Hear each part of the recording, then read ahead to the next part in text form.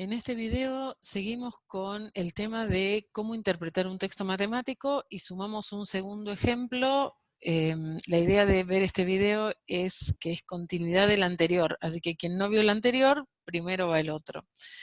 Tomamos como texto para hacer la interpretación este que está aquí, extraído del libro de Marsden y Hoffman, Análisis Clásico Elemental.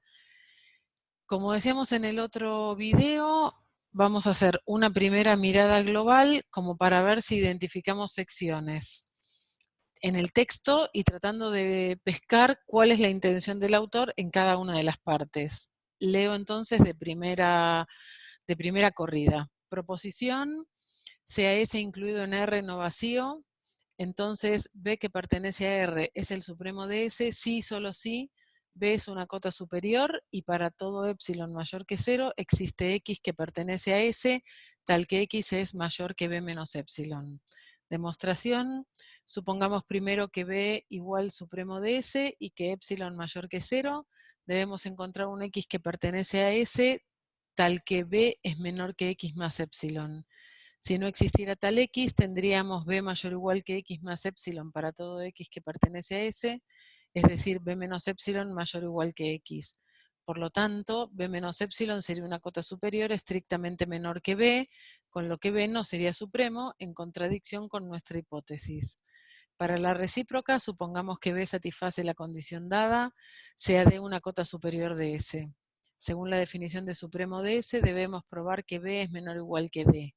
Supongamos que B es mayor que D, sea epsilon igual B menos D, entonces D es igual a B menos epsilon, luego D es mayor o igual que X para todo X que pertenece a S, implica que B menos epsilon es mayor o igual que X, o lo que es lo mismo, que B es mayor o igual que X más epsilon, de donde nuestra hipótesis no se cumple. Por lo tanto, la suposición de que B es mayor que D es incorrecta y podemos concluir que B es menor o igual que D, como se pedía. Esto completa la prueba. Bueno, ahí leí de corrido. En este caso, esta elección del texto, en realidad es evidente antes de leer nada cuáles son las dos secciones que hay acá. Por un lado está el enunciado de la proposición y por otro lado la demostración. Ayuda mucho la numeración, el cambio de tipografía a negrita y este cuadradito al final que suele ser muy usado cuando el autor quiere expresarle al lector que terminó una demostración. Entonces acá esta parte primera no me da mucho trabajo.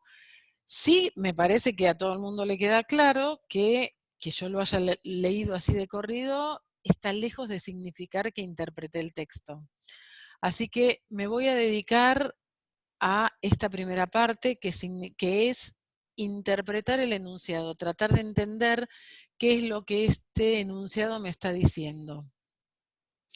Se trabaja con subconjuntos de los reales, o sea, se trabaja con conjuntos de números reales que sean no vacíos, y leo de nuevo el enunciado como para tratar de ver algo global que pesque en él, y leo entonces, dice, entonces B perteneciente a R es el supremo de S, sí, solo sí, B es una cota superior y para todo epsilon mayor que 0 existe un X que pertenece a S tal que X es mayor que B menos epsilon. Lo que veo de ahí es que nuevamente hay un sí, solo sí, igual que en el ejemplo del video anterior, que haya un sí, solo sí, lo que dice es que nuevamente hay una equivalencia entre dos cosas, lo que está antes del sí, solo sí, y lo que está después del sí, solo sí. Lo que está antes del sí, solo sí, dice que un número B real es supremo de S cuando únicamente, por eso lo del sí, solo sí, pasa todo lo que está a la derecha. Entonces, el teorema me está dando información de cuándo un elemento, un número real, es supremo de un conjunto. Se supone que para poder entender esta proposición tengo que saber de antes qué significa el supremo de un conjunto y qué significa ser cota superior. Ahora lo voy a decir rapidito por si hay alguien que está viendo este video y no se acuerda. Pero digo, de la mirada global entiendo que se trata de una proposición para subconjuntos de números reales y que lo que establece es una equivalencia entre ser supremo de un conjunto y una cierta condición dada, que es la que sigue al sí y solo sí. Y que si la leo, me encuentro que dice que B tiene que ser una cota superior y que para todo epsilon mayor que 0 existe un x en S tal que x es mayor que B menos epsilon. Es decir, pone la condición de la derecha, lo que le sigue al sí y solo sí, pone dos condiciones que deben cumplirse simultáneamente. Por un lado, ser cota superior del conjunto y por otro lado, todo esto que está acá, que es que para todo epsilon mayor que 0 exista un x en S tal que x es mayor que b menos epsilon, que eso todavía no pensé qué es lo que me dice, todavía no traté de interpretar ahí. Estoy todavía en esta mirada general sobre el enunciado de la proposición.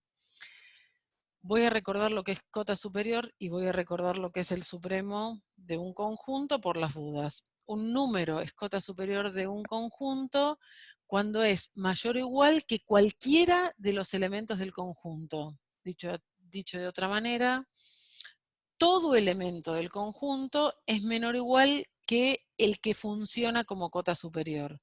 Un número es cota superior si dado cualquier elemento del conjunto, el elemento del conjunto es menor o igual que la cota, o dicho al revés, la cota es mayor o igual que todos los elementos del conjunto o que cualquiera de ellos.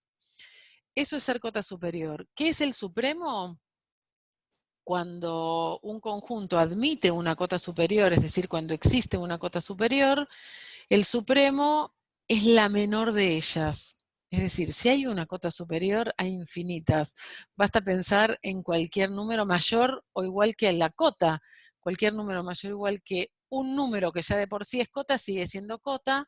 Entonces, el supremo lo que me da es la menor de todas las cotas superiores. Es decir, hasta dónde me puedo acercar cumpliendo con esta condición de ser cota superior. Bueno, ese último punto al que me puedo acercar va a resultar el supremo de ese, y es, entonces, se define como la menor de todas las cotas superiores. Bueno, volviendo a la proposición, esta proposición da una equivalencia entre el ser supremo, que es esto que acabo de definir, y esta condición que tiene dos condiciones simultáneas, una ser cota superior y otra que para todo epsilon mayor que 0 exista un x que pertenece al conjunto S tal que x es mayor que b menos epsilon. Vamos a tratar de interpretar esta última parte, la parte en que arranca desde el para todo epsilon mayor que 0 existe un x en S tal que x es mayor que b menos epsilon. Imaginemos esta situación, el intervalo cerrado 2, 4, intervalo de los números reales, no vacío. Cualquier número mayor o igual que 4 es cota superior de este conjunto, y entonces lo que voy a estar tratando de pensar con este ejemplo es si el 4 podría estar funcionando como el supremo, es decir, la menor de todas las cotas superiores. Dicho en términos del enunciado de recién, voy a tratar de entender qué significa esto, que para todo epsilon exista un elemento del conjunto tal que el x es mayor que b menos epsilon. Tal vez al que esté mirando el video le sirva tener eso anterior escrito cerca como para seguirme aquí. El 4 entonces decía juega el papel del b. Supongamos que tomo un epsilon que mide esta distancia. Entonces, 4 menos epsilon estaría ubicado aquí, en este punto real, en este número real en donde puse el paréntesis. Es decir, 4 menos epsilon retrocede del 4 en una cantidad que mide epsilon. Lo que ese enunciado dice es que, dado cualquier cantidad positiva epsilon, existe un elemento del conjunto, un x del conjunto, que es mayor que 4 menos epsilon. Dicho de otra manera, en cuanto retrocedo un cachitito del 4, la cantidad que sea, un epsilon mayor que 0 que sea, tengo que pedir que el epsilon sea mayor que 0 para que al restarlo efectivamente esté retrocediendo. Entonces, retrocedo una cierta cantidad que sea arbitraria, y lo que debo asegurar es que siempre exista un elemento del conjunto mayor que esta cantidad retrocedida. Si esto lo podemos hacer para todo epsilon, quiere decir que no hay modo de correrme del 4 para atrás sin perder el hecho de ser cota superior. Entonces 4 habrá sido la menor de todas las cotas superiores y entonces habrá sido el supremo. Imaginemos un epsilon más chico.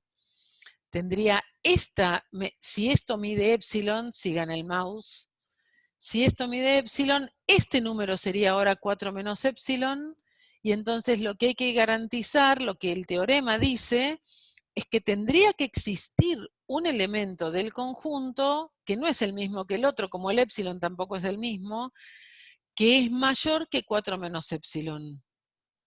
Si esto somos capaces de probarlo para cualquier epsilon positivo, y siendo que el 4 es una cota superior, habremos probado que el 4 es el supremo del conjunto siempre y cuando el teorema valga. O sea, yo estoy tratando de entender lo que el teorema me dice.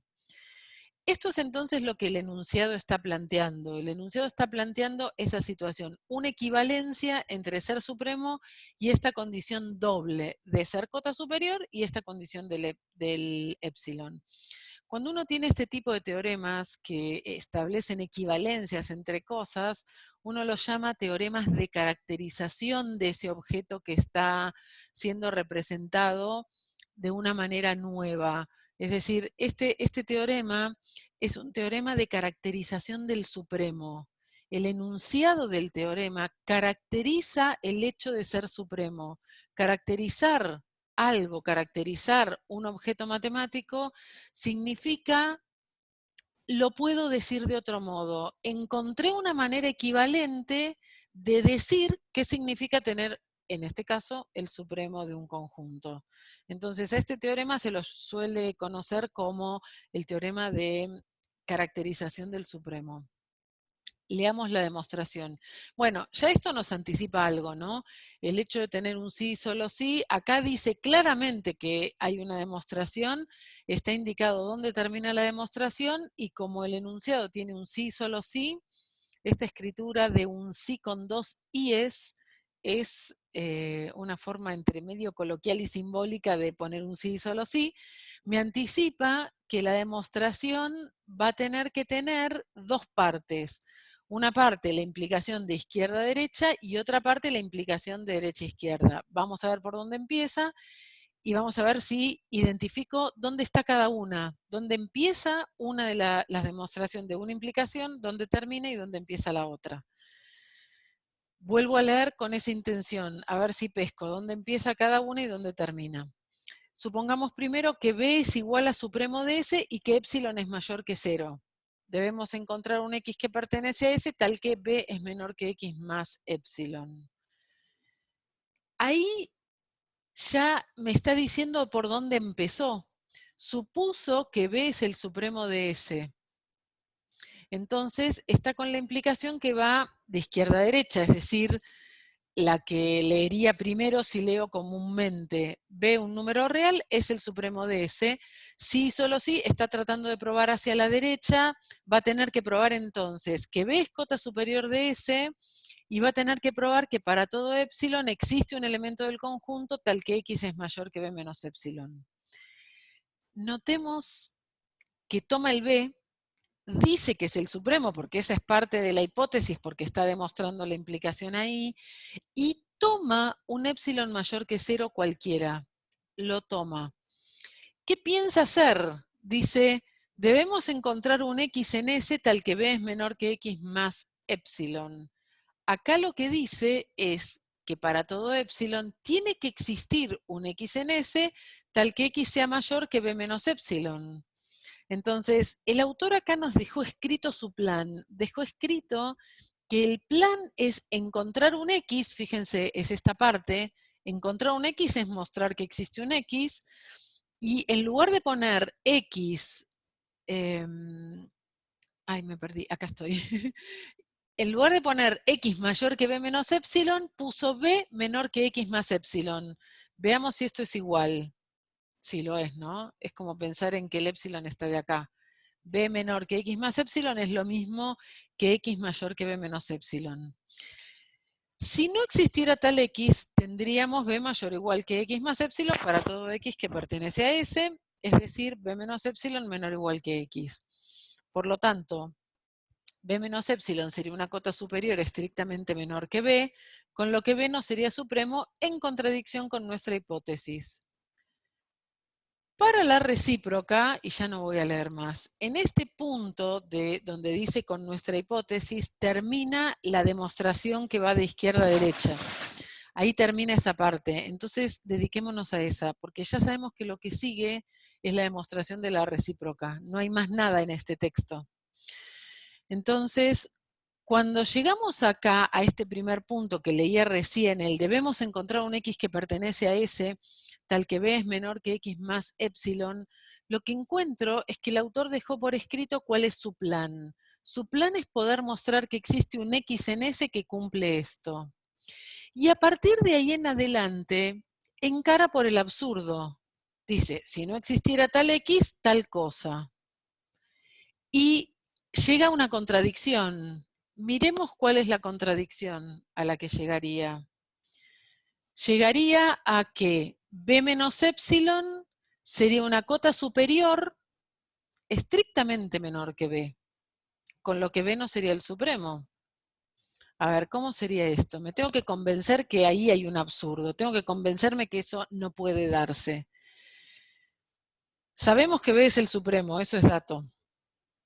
Si B menos épsilon fuera una cota superior, estrictamente menor que B, eso sería un absurdo.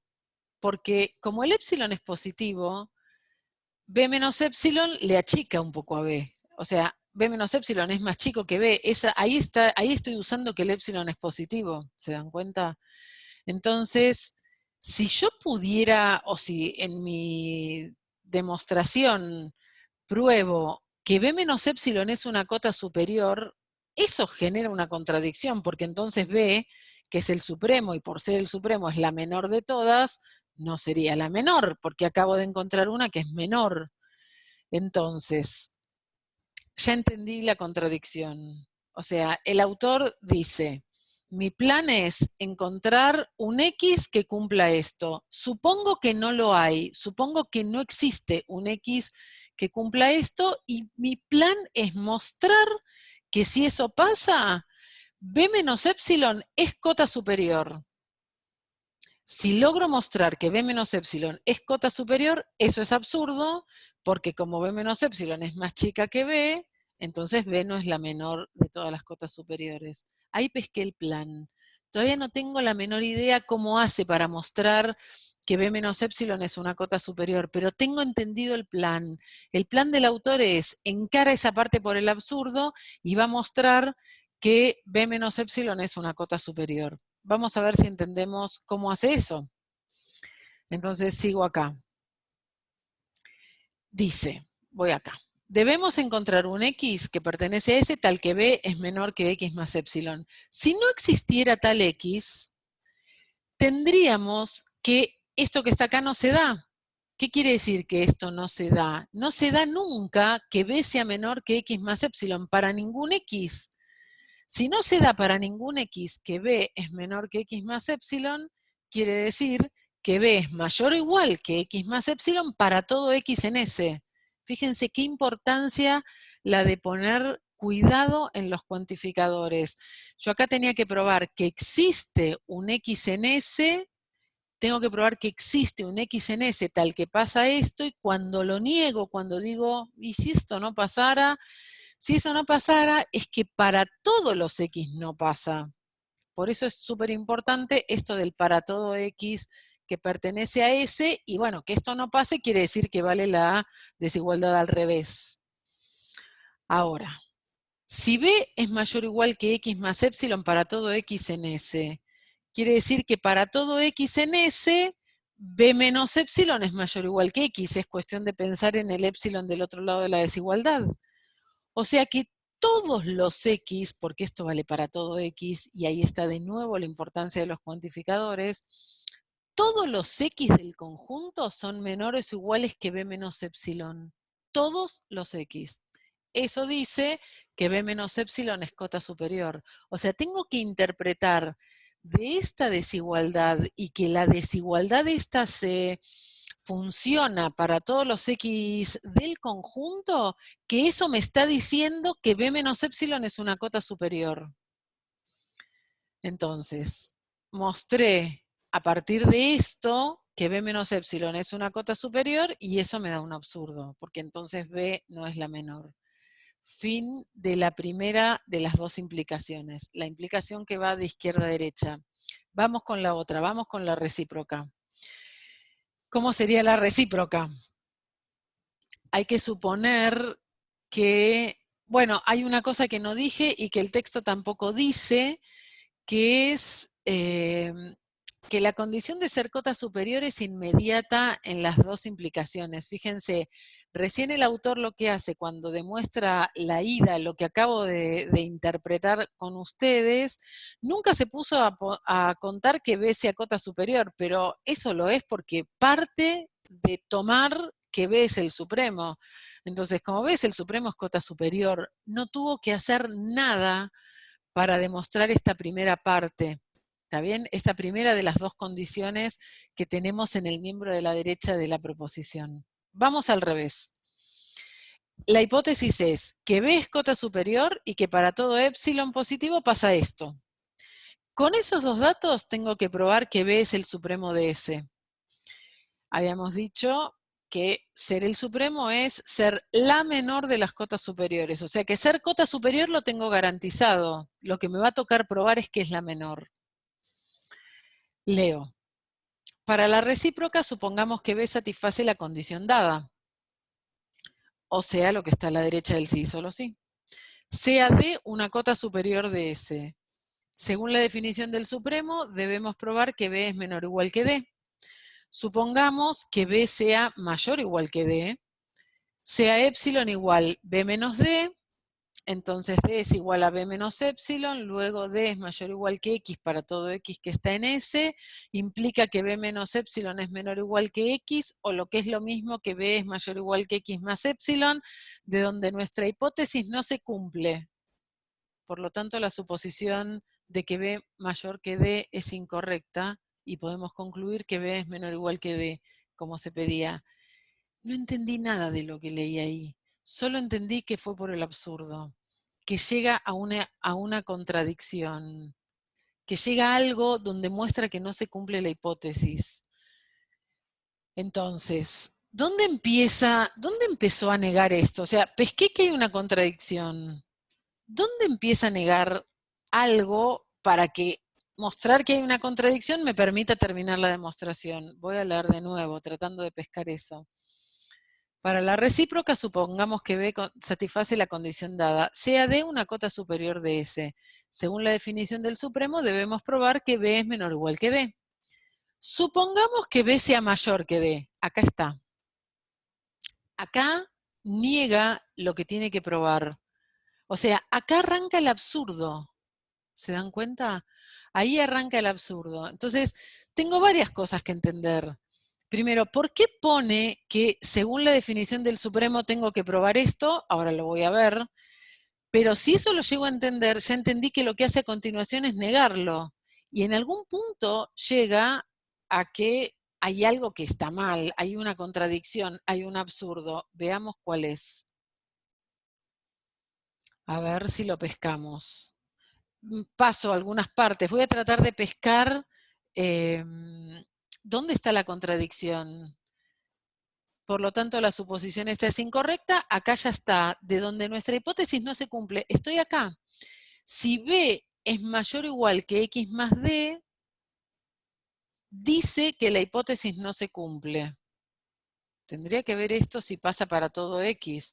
Para todo X. Entonces, la hipótesis es que existe un X tal que X es mayor que B menos epsilon. Si no hubiera ningún X que cumpla esto, si no hay ninguno, es que esto no se cumple. Y entonces ahí estaría en una contradicción. Parece ser que eso es lo que prueba. Va a probar que ningún X cumpliría esto. si niega lo que se debe probar. Ese va a ser su absurdo. Entonces, el plan del autor en la vuelta, en la recíproca es, plantea una condición de lo que hay que probar para que sea supremo. Y va por el absurdo. Y la contradicción es negar el dato que viene dado por la hipótesis. Ese es el plan del autor. A ver, si podemos entender más finamente todavía. Tengo D, entonces, tengo B que satisface la condición dada, es decir, todo lo de la derecha. Es cota superior y para todo epsilon mayor que 0 pasa esto. Tengo que probar que B es el supremo. Eso me manda a probar que es cota superior y que es la menor. Que es cota superior ya lo sé. Entonces solo debo concentrarme en probar que es la menor de todas las cotas superiores. ¿Cuál sería el planteo ahí? Tomar cualquier cota superior D y probar que B, que es la menor, es menor o igual que cualquiera de ellas.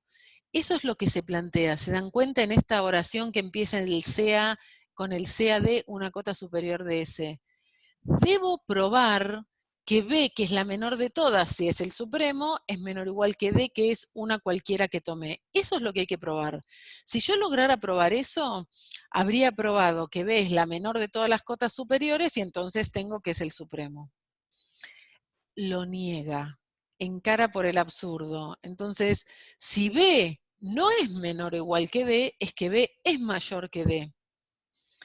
Al ser B mayor que D, B menos D le queda un valor positivo, ¿lo ven? O sea, B es mayor que D, entonces B menos D es un valor positivo. Lo considera un epsilon para hacer jugar lo que tenemos en la hipótesis, que es que cualquiera sea el epsilon que uno quiera tomar positivo, siempre va a existir un X del conjunto que cumpla esta condición.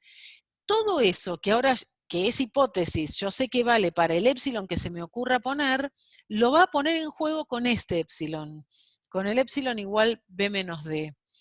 A ver, entonces, ¿qué queda? ¿Dónde lo pone? Vamos a ver, acá hay que poner X mayor que B menos este epsilon, que es B menos D. Habría que hacer la cuenta y mostrar ahí que queda, a ver cómo queda, X mayor que B menos B más D. O sea que va a quedar X mayor que solamente D. Y entonces tendría que existir un X tal que pase eso. Ahora bien, lo que sabe acá el autor es que D es mayor o igual que X, porque D era una cota superior del conjunto S. Entonces D es mayor o igual que todos los elementos de S. Con lo cual, si uno cambia D de aquí, tomo D de acá, D sería igual a B menos epsilon, lo reemplazo en lugar de el D, queda B menos epsilon mayor o igual que X, y entonces cualquiera sea X para todo X, pasando el epsilon para acá, B resultaría mayor o igual que X más epsilon. Entonces, no es cierto que exista un X que sea mayor que B menos epsilon. Con todos los X, el X más el epsilon no quedó nunca ninguno para ningún X mayor que B. Y ahí entonces está la contradicción. Bueno, wow. Fíjense, digo, yo hago el ejercicio este con ustedes y leo y vuelvo a leer y paso por algunas partes y no las entiendo cuando leo, pero espero que les quede claro cómo es este proceso de lectura. O sea, cómo uno va desmenuzando desde la mirada más grande, la mirada macro del texto, hasta el detalle mucho más fino. Si más o menos les quedó claro y si no, tal vez en algún momento pueden volver a escucharlo y ver qué pasa, hagan el ejercicio de reescribir de puño y letra de cada uno con lo que para cada uno sería lo más claro que le puedo contar al otro, le anticipo lo que voy a hacer, le adelanto cuál es mi plan y entonces generarían un texto que seguramente sea mucho más largo porque estarían describiendo y explicando para un par experto lo que han interpretado de este texto. Se los dejo como ejercicio y les dejo también como ejercicio mirar este otro texto, que es un texto que demuestra la misma proposición, el mismo teorema de caracterización del Supremo, que después, mismo enunciado, misma demostración o demostración análoga de puño y letra de otro autor. Comparen, hagan el ejercicio de interpretar este texto. Si ya entendieron la demostración anterior, esta la van a poder seguir relativamente fácil, pero van a empezar a ver cuántos matices hay cuando cambia el autor. Y ustedes cuando escriban el texto de su puño y letra, donde muestren que han interpretado esta demostración, estarán también generando un texto de autoría propia con el estilo y particularidades de cada uno. Bueno, seguimos.